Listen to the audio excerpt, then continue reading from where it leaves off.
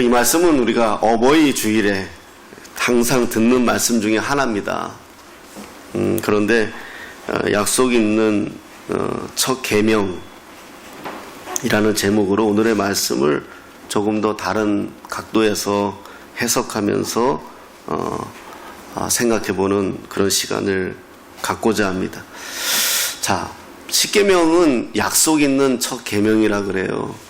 약속이 있다고 표현한단 말이에요. 계명인데, 그러니까 처음으로 하나님께서 계명을 주시면서 너희들이 이걸 지키면 내가 이것을 이렇게 할게 그래요. 그럼 뭔 말이냐? 네 부모를 공경하라 그래요. 부모를 공경하면, 그리하면 네 하나님 여호와가 네게 준 땅에서 네 생명이 길리라. 이렇게 약속이에요. 그러니까 약속이에요.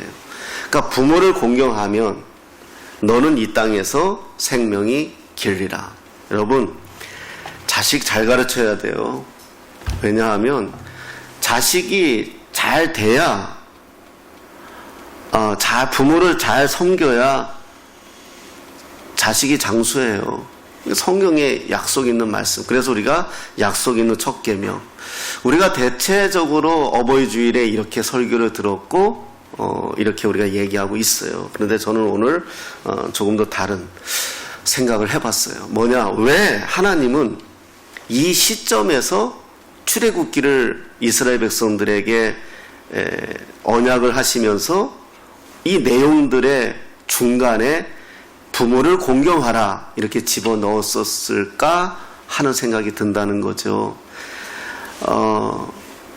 여러분, 지금까지는 하나님이 다 말로 약속했어요. 선지자들을 통해서 말로 약속했는데, 이제는 문서를 기록한 건 돌이지만, 그땐 종이가 없었으니까요. 돌이지만, 돌에다가 문서를 기록한 거거든요. 10가지의 계명을 써준 거예요. 너희들이 이걸 지키면 내 백성이 되고, 나는 너의 하나님이 되겠다. 약속한 거거든요. 그러니까 성문서예요. 지금으로 말하면 계약서예요. 그런데 내용을 보면서 1번부터 4번까지는 우리가 이해를 하겠는데 5번부터 10번까지도 이해를 하겠는데 5번의 가운데 중간에 센터에 부모를 공경하라 나와요. 그러면 그동안 이스라엘 백성들은 부모를 공경하지 않았을까요? 그건 아닐 건데 왜 이렇게 말씀을 하셨을까라는 거예요. 이스라엘 사람들이 읽는 탈무드에는 그런 기록이 있어요. 5계명은 특별한 계명이다라고 가르치면서요. 왜냐하면 보이지 않는 하나님을, 보이는 부모를 섬기면서 하나님 섬기는 마음을 내가 알아보겠다. 그러니까 쉽게 얘기하면 네가 보이는 부모도 못 섬기면서 보이지 않는 부모를 섬겨, 하나님을 섬겨, 난 그거 못 믿겠어. 이렇게 표현한다는 거예요. 자, 그렇게 중간에 중앙에 뒀어요. 1번부터 4번까지는 하나님과의 약속이 있는 계명이고요. 5번부터 10번까지는 우리 인간 간의 내용이란 말이에요. 그래서 이걸 한번 찾아본 거예요. 살펴본 거예요. 그래서 공경하라라고 되어져 있는데 원어를 좀 살펴보니까 존중하라라는 표현이 더 가까워요. 공경하라라는 표현은 우리나라에서 많이 쓰는 말이고 존중하라. 그러니까 부모를 존중하라. 자, 왜 이걸 썼을까? 여러분, 그 전에 이거 하나 더 살펴볼게요. 이 20장에는 10계명이 있고요. 출애굽기. 20장 뒤에부터는 21장, 22장, 23장은 무슨 내용이냐 하면 판례예요. 판례 일종의. 그러니까 설명해 주는 거예요. 앞에 10계명을 좀 설명해 주고 이런 죄를 지었을 땐 너희들이 이렇게 해라. 이건 모세가 하나의 판례. 지금도 판사들은요. 자기 재판 안 해요. 판사가 자기 재판하면 큰일 나요. 판례 가지고 재판해요. 이 어떤 사건이 미묘한 사건이 발생했어. 내가 모르는 사건이야. 그러면 과거의 판례, 대법원 판례까지 다 뒤집어 살펴서 판례를 찾아내요. 전에 이렇게 판결했구나. 그럼 하나의 그게 기준이 돼요. 그러니까 이게 판례예요. 근데 그러면 좀 살펴봅시다. 21장 15절에는 부모에게 잘못한 사람은 어떻게까지 하느냐 하면 자기 아버지나 어머니를 치는 자는 반드시 죽일지니라. 이렇게 생각했어요. 그러니까 부모 때리는 놈들은 죽여라. 이게 성경의 가르침이에요. 예. 무시무시하죠. 17절에 보면 또 이런 말씀이 있어요. 자기의 아버지나 어머니를 저주하는 자는 반드시 죽일지니라. 그래요. 죽여라. 그것도 반드시. 이건 뭐 무섭잖아요. 치는 자라는 말을 좀 원문을 해석해 봤더니 꺼리낌 없이 공격. 그러니까 부모를 때리면서도 꺼리낌 없이 때리는 자. 이건 죽여라. 또 꺼리낌 없이 저주하는 자. 죽여라. 이게 돼 있어요. 내가 부모가 되니까 기분은 좋은데 또 나한테 부모가 있으니까 좀 껄쩍지근해요. 아마 대한민국에 이 말씀대로 살면은 살아남을 자 한 명도 없을 것 같아요. 여기저기서 죽는 역사가 막 발생합니다. 저도 이거 내용 보면서 두려웠어요. 자, 존중하라. 부모를 존중하라. 이거는 배경이 있는 거예요. 자, 보세요. 이스라엘 백성들이 지금 출애굽을 해요. 출애굽해서 3개월 정도 지났단 말이에요. 이제 호렙산에 이르렀어요. 출애굽한 이스라엘 백성들은 430년간 종살이 했어요. 430년간. 종살이를 했다는 건 주인이 누구예요? 애굽 사람들이에요. 주인이에요. 자기들 의지대로 못 살아요. 종으로 살아야 돼요. 부모의 말보다 누구의 말이 더 권위가 커요? 주인의 말이 더 권위가 크고 애굽의 왕의 말이 더 권위가 커요. 그렇게 살았어요. 430년간. 쉽게 말하면 인성이 다 깨진 거예요. 가족이 다 깨진 거예요. 기준이 부모가 아니라 누구다? 세상이었어요. 힘 있는 자였어요. 왕이었어요. 그렇게 430년간 살았어요. 자, 이런 사람들이 지금 출애굽을 해요. 여러분 가보지 않았죠? 저는 가봤단 말이에요. 잠깐 걸어봤어요. 10분도 걷기 싫어요.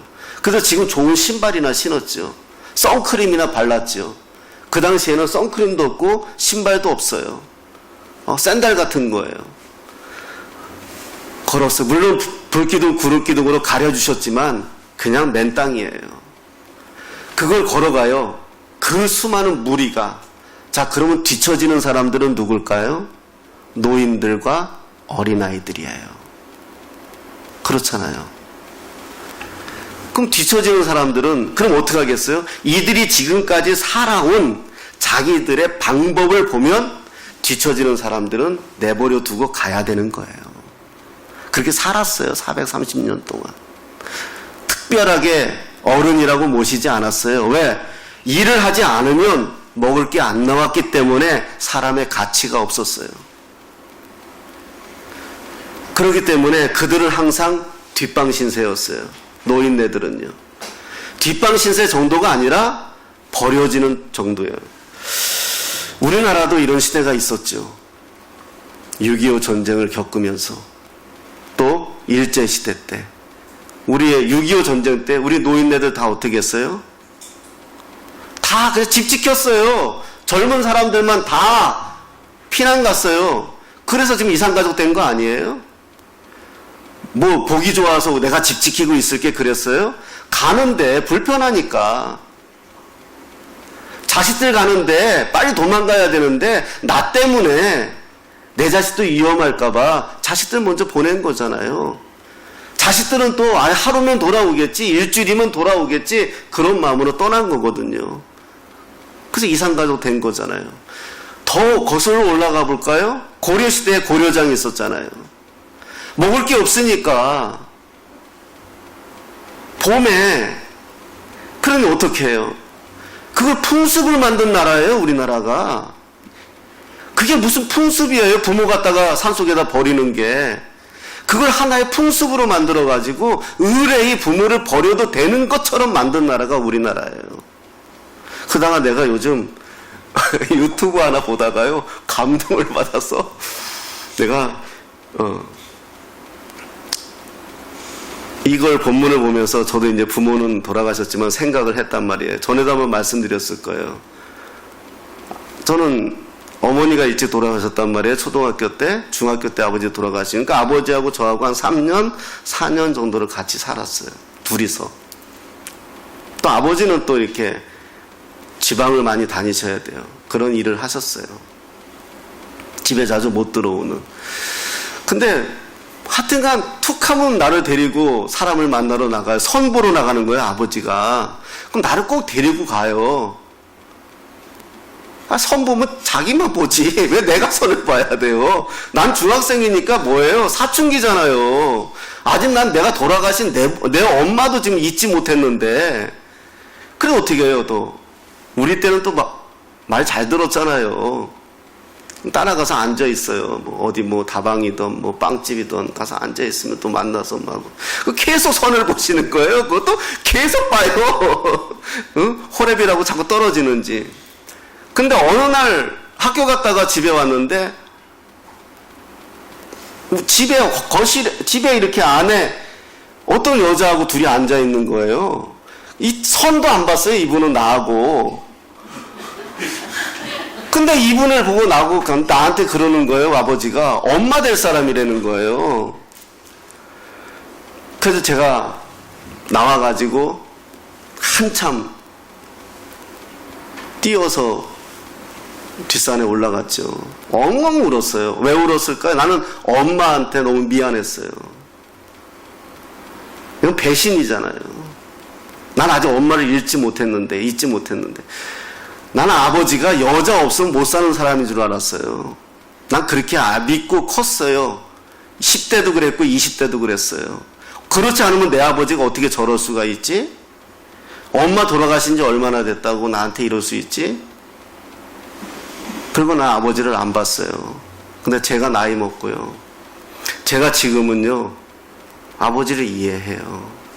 천국에 가서 우리의 언어로 아버지하고 대화할 기회를 하나님이 한 번만 주신다면 난 아버지한테 미안하다 그럴 거예요. 오해한 거를. 잘못했다고 할 거예요. 아버지는 여자에 미친 게 아니고요. 나 때문이었어요. 나 하나 집에 있으니까 누가 밥 해줘야, 누가 챙겨줘야 되는데 아버지는 자꾸 경찰 공무원이다 보니까 집을 비우다 보니까 걱정이 된 거예요. 나도 뭐 좋은 부모는 아니지만 좋은 아버지는 아니지만 자식보다는 더 사랑해요. 자식이 아무리 부모를 사랑한다 해도 10달 동안 뱃속에 넣은 아이를 우리나라도 고려시대에 먹을 게 없어서 고려장이라는 걸 저렇게 했어요. 어머니가 자기를 갖다 버리는데 내려가지 못할까봐, 길 찾아 제대로 내려가지 못할까봐 걱정하는 그 어머니의 마음을 이제 우리가 봤단 말이에요. 6.25 때도 그랬고요. 근데 이스라엘 백성도 마찬가지예요. 지금 처음으로 이들이 출애굽을 했어요. 자유인이 됐어요. 그런데 이들의 습성은 아직 뭐가 남아있죠? 애굽에서 종살이 하는 게 남아있어요. 이들은 주인만 섬기면 돼요. 하나님 말씀은 잘 들을지 몰라도 그 연장선상에서 이들의 삶에서 자기 가족은 챙기지 못하는 거예요. 하나님은 여기를 경계하는 거죠. 그래서 오늘 부모를 공경하라 그렇게 얘기를 하는 거예요. 모든 이 시대의 근원은 가정이고요. 모든 문제도 가정이에요. 행복해야 될 가장 시작이 가정이면서도 가장 불행한 장소가 가정이 돼요. 왜 그럴까요? 오늘 성경대로라면 존중이 없어요. 존중이. 부모가 자식을 존중하지 않고 내가 키웠다고. 또 자식이 부모를 존중하지 않아요. 내가 컸다고. 그러니까 그것이 문제예요. 저는 이것을 출애굽기 20장의 10계명의 5계명에 이걸 쓴 하나님의 마음을 이 성경 안에서 찾아보면서 하나님의 깊은 마음은 뭐다? 공동체예요. 출애굽한 이 백성들이 구원받아서 가나안 땅 들어가는 것도 중요하지만 기본적인 인성이 회복되고 가정이 회복되고 하나님의 창조 원리가 회복돼야 되는 거예요. 이게 430년간 종살이 하면서 다 깨진 거예요. 다 무너진 거예요. 이걸 다시 세워가시는 거예요. 그래서 가르치는 거예요. 내용을 보면 그래요. 우리가 너무 부모를 공경하라, 살인하지 말라, 간음하지 말라, 도둑질하지 말라, 이웃에 대하여 거짓 증거하지 말라, 이웃을 탐내지 말아라. 다 아는 내용인데 우리가 볼 때는 다 아는 내용이에요. 그래서 이거 지키면 돼 이렇게 생각할지 모르지만 출애굽한 백성들을 생각해 보라는 거예요. 이들은 배고프면 훔쳐 먹었어요. 심센 놈은 남의 여자 뺏어 왔어요. 능력이 있으면 자기가 우선이었어요. 주인에게 인정받으면 부모가 없어요. 그렇게 430년간 살아온 사람들이 이제 하나님의 역사로 기적적인 출애굽을 하는데 이런 모습으로 가면 안 된다는 거죠. 이거는 구원이 아니라는 거죠. 그래서 하나님께서 이것을 계명으로 약속 있는 첫 계명, 심지어 이 땅에서 내가 최고 오래 살려줄게 약속까지 하면서 이 약속을 냈다는 거예요. 그러면 왜 그 부모를 버립니까? 능력이 없으니까 버리는 거 아니에요. 도움이 안 되니까 버리는 거란 말이에요. 함께 길을 걷는데 길을 걷지 못하니까 버려요. 자, 이걸 그러면 이 시대에 우리의 교회로 와서 생각해 봅시다. 교회에 돈 있는 사람도 있을 거예요. 돈 없는 사람도 있을 거예요. 건강한 사람도 있을 거예요. 건강하지 못한 사람도 있을 거예요. 돈 있고 헌금 많이 한다고 그 사람은 위대한 사람이 교회 안에서 돼버리고, 돈이 없어 헌금하지 못한다고 그 사람이 하찮은 사람이 돼버린다면 교회 아니에요. 그럼 하나님의 창조 질서와 구원의 역사에 아무 그런 교회가 돼버린다는 거예요. 물론 하나님 앞에 할 수 있으면서 숨기는 자들을 이야기하는 건 아니에요. 하고 싶은데 능력이 되지 않은 분들이 있잖아요. 무엇을 말하느냐? 존중이에요, 존중. 교회 안은 어떤 분이라도 존중받고 건강한 사람이 그렇지 못한 사람을 함께 보듬고 안아가는 공동체가 교회예요. 이걸 가르치는 거예요. 3,500년 전에 출애굽하는 이스라엘 백성들에게 이걸 가르치는 이 내용이 수천 년이 지난 지금도 우리에게 아직 적용되지 않는다는 점에서 우리 스스로가 부끄러워해야죠. 교회가 여전히 힘있고 있는 사람들에 의해서 움직이고 교회가 여전히 그런 사람들에서 움직이는 곳이 되어버리면 안 된다는 거죠. 철저하게 그들을 지키고 함께 가고 보듬어주고 끌어안아주고. 인간은 나이가 적고 많음에 가치가 달라지는 것이 아닙니다. 인간은 장애가 있고 없고의 문제도 아니고 돈이 있고 없고의 문제도 아닙니다. 인간은 인간 자체가 존중받아야 됩니다. 왜 그렇게 이야기하느냐? 마태복음 15장 한번 보겠습니다.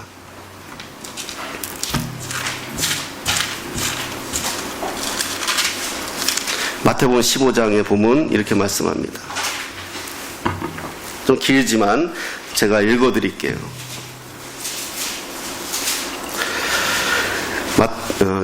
신약성경 25페이지 마태복음 15장 3절에서부터 제가 읽어보겠습니다. 대답하여 이르시되 너희는 어찌하여 너희의 전통으로 하나님의 계명을 범하느냐? 하나님이 이르셨으되 네 부모를 공경하라 하시고 또 아버지나 어머니를 비방하는 자는 반드시 죽임을 당하리라 하셨거늘 너희는 이르되 누구든지 아버지에게나 어머니에게 말하기를 내가 드려 유익하게 할 것이 하나님께 드림이 되었다고 하기만 하면 그 부모를 공경할 것이 없다 하여 너희의 전통으로 하나님의 말씀을 폐하는도다. 외식하는 자들아 이사야가 너희에 관하여 잘 예언하였도다. 일렀으되 이 백성이 입술로는 나를 공경하되 마음은 내게서 멀도다. 사람의 계명으로 교훈을 삼아 가르치니 나를 헛되이 경배하는도다 하였느니라. 아멘. 이 내용이 뭐냐 하면은요, 하나님의 말씀은 분명히 공경하라, 비방하는 자는 죽여라 되어 있는데 이 말씀을 피해가기 위해서 이스라엘 사람들이 전통을 하나 만든 거예요. 뭐냐 하면 예를 들어 이거예요. 부모님에게 드려야 할 돈이 내가 100만 원이 있다 쳐요. 그 부모님께 드려야 될 돈이에요. 그런데 요거를 나 하나님께 드렸어요 하면 부모님께 안 드려도 되는 법을 지들이 만들어 놓은 거예요. 부모님께 매달 10만 원씩 용돈을 드려요. 그런데 이번 달에 내가 쓸 때가 좀 많아. 그러니까 제가 하나님 헌금은 해야 되잖아요. 헌금을 빼먹으면서까지 용돈은 드릴 수 없잖아요. 엄마 내 다음 달에 좀 더 드릴게. 요런 짓 한다는 거예요. 헌금도 안 하면서. 그러면서 이건 예수님이 하신 말씀이에요. 너희들이 헛되이 경배하는도다, 이렇게 가르쳐요. 3,500년 전에 이 말씀을 가르쳤는데 1,500년이 지난 이스라엘 백성들이 이 말씀을 이렇게 살짝 바꿔버린 거예요. 그 마음에는 뭐예요? 존중이 없어진 거예요. 존중이 없어지고 하나님을 섬긴다고 하면서 하나님의 말씀을 지키지 않는 것에 대해서 예수님이 뭐라고 말해요? 외식하는 자들아, 이렇게까지 이야기하면서 이것에 대해서 이사야가 이미 예언을 잘했다. 이 백성이 입술로는 나를 공경하되 마음은 내게서 멀었다. 하나님의 말씀을 입술로는 공경해요. 하나님 아멘, 하나님 감사합니다. 하지만 마음으로는 왜? 그분의 말씀을 지키지 않고 있으니까. 그걸 이야기하는 거예요. 무슨 말이냐? 우리가 지금 잃어버린 것은 존중입니다. 대통령도 존중하지 않고 부모도 존중하지 않고 자식도 존중하지, 우리 존중을, 사랑, 용납 다 잃어버렸어요. 하나님이 십계명에 단순히 야 우리가 부모 잘 모셔, 그럼 너희들이 오래 살아, 건강해, 복받아, 우리가 지금까지 이렇게 들었을지 몰라요. 하나님의 마음은 그거 아니었어요. 하나님에 대한 사랑을 부모에게 뺏기는 거 하나님이 좋아하지 않아요. 그런 차원이 아니라 하나님은 이 공동체가 건강하게 정말 하나님이 선택한 하나님의 자녀들이 하나님 백성답게 살아가기를 원하는 마음으로 그 십계명의 한 절 한 절을 기록했다는 거예요. 안 지키면 벌 주려고 기록한 게 아니라, 지키면 내 자녀 만들려고 하는 게 아니라 이미 선택한 내 백성들이에요. 그럼 너희들이 이렇게 살기를 바라는 거예요. 우리 꿈꾸는 교회가 개척교회입니다. 그래요. 하나님이 어떻게 우리 교회를 세워가실지 기대가 되고 바라보고 있어요. 여러분 10년이 되고 20년이 되면 우리 교회도 반드시 번듯하게 성장해 있을 거예요. 여러분들의 눈물과 여러분들의 땀이에요. 지금의 수고예요. 우리 꿈꾸는 교회를 통해서 어린아이들이 자랄 것이고 청년들이 꿈을 꿀 것이고 우리의 미래 세대가 반드시 하나님 안에서 이 공동체를 통하여 성장할 거예요. 우린 이거에 지금 기초 반석을 쌓아가고 있어요. 그러나 반드시 기억해야 될 것은 10년 뒤든 20년 뒤든 우리 교회가 성장이 되고 돈도 많아지고 사람도 많아질 때 그때 우리가 오늘 이것을 잃으면 안 돼요. 그럼에도 불구하고 가난한 자에게 눈이 더 가야 되고 교회 안에 약한 자에게 돈이 더 많이 가야 되고 눈이 더 많이 가야 되고 가난하고 힘든 자에게 우리 마음을 쏟을 수 있는 이 마음은 잃는 순간 하나님이 구원해 낸 이스라엘 공동체의 역사에 하나님 뜻은 아니라는 거예요. 수천 명이 모여서 예배하면 뭐 하겠습니까? 거기에 하나님의 뜻이, 하나님의 마음이 들어가지 않으면 그것은 우리들의 잔치일 뿐이죠. 우리들의 세레모니일 뿐이죠. 소망합니다. 우리 꿈꾸는 교회가 정말 누구든지 어떤 분이든지 끌어안고 하나 되어갈 수 있는 공동체. 교회에는요 필요 없는 자가 없어요. 교회에는요 필요한 자가 없어요.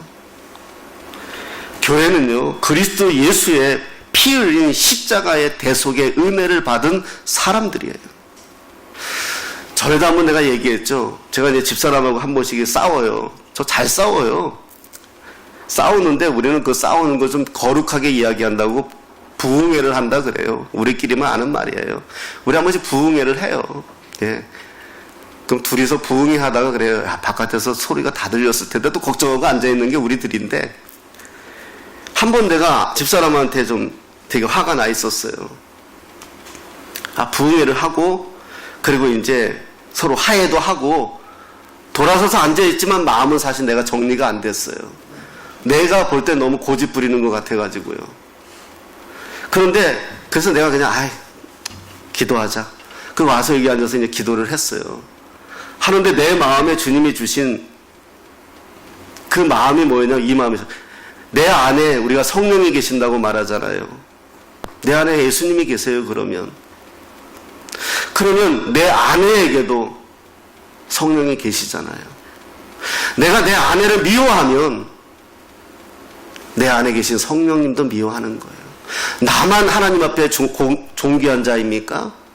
내 아내도 하나님 앞에 존귀한 자거든요. 그래서 내가 회개했어요.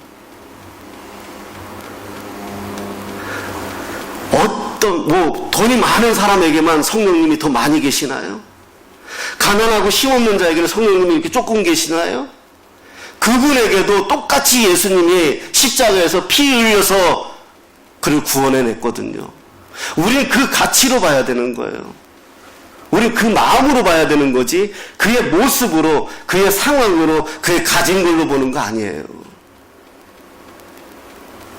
우리 한기수를 위해서도 예수님이 피 흘려 돌아가셨단 말이에요. 한기수에 구원받은 저 구원은 예수님의 피값이에요. 세상 사람들이 쩔뚝거린다고 다 뭐라고 어떻게 볼지 몰라도 나는 최고로 귀하고 존귀한 자예요. 비교해서 미안하지만 제 마음이 그렇다는 거예요. 우리의 마음이 그렇다는 거예요. 우리는 그게 예수의 마음이에요. 예수님이 왜 욕먹었어요? 창녀들하고 밥 먹어서 욕먹었어요. 세리들하고 한 집에서 노닥거려서 욕먹었어요. 근데 예수님 그걸 선택하셔서 왜? 내가 건강한 자에게는 의원이 필요 없다. 병든 자에게 의원이 필요하지 않느냐. 감수하면서 세리집에 들어갔어요. 그리고 뭐라고까지 선포했어요? 야, 네가 아브라함의 자손이다. 이건 유대인들이 보면 이를 가르는 이야기예요. 자기들이 볼 때는 죄인들이거든요. 하나님에게 버림받은 사람들이거든요. 그런데 그들을 보고 아브라함 자손이라 그래? 그 다음서부터 유대인들이 어떻게 했어요? 어떻게 죽일까 의논하더라 그랬어요. 여러분, 부모를 공경하라는 정신은 단순히 내 육체의 부모를 공경하라는 정도가 아니라 한 인간을 소중하게 존중하게 여겨라라는 거예요. 이것이 회복된다면 가정도 회복돼요. 존중하면. 제가 이제 있는 데서 미안하지만 내가 이 20살 넘을 때까지 우리 아이를 회초리를 쳤어요. 어떤 땐 내가 그래서는 안 되는데 마포자루로 때린 적도 있어요.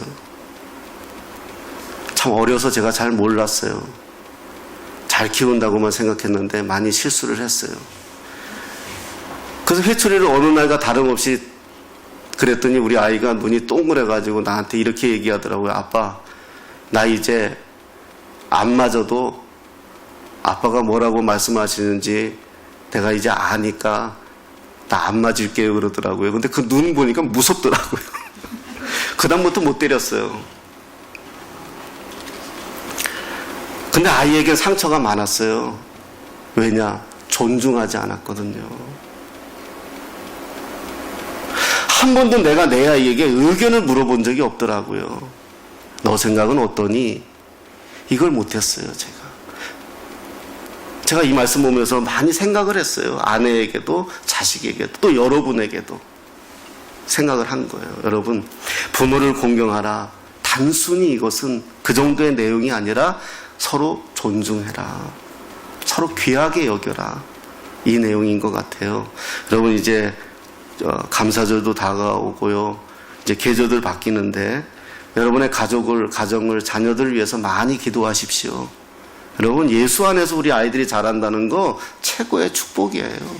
예수 안에서 자라는 아이들 세상 어긋날 수가 없어요. 하나님이 붙들고 계시기 때문에요. 많이 기도하세요. 그 아이들 지금은 그것도 생각하지 마세요. 다 하나님의 시간표 안에 있어요. 우린 그걸 믿는 거예요. 예. 그러니까 늘 다시 한번 우리가 이 내용을 보면서 너 부모한테 잘해야 임마 오래 살아 이 정도가 아니라 나부터 자녀를 공경하고 존중하고 의견을 듣고 함께 고민하고 이렇게 해서 우리가 이 구원받은 이 공동체가 함께 모두가 건강하게 다 어디까지 가나안까지 다 어디까지 천국까지 우리가 건강한 공동체로 갈 수 있도록 이 말씀이 오늘 우리의 말씀이 되시고요.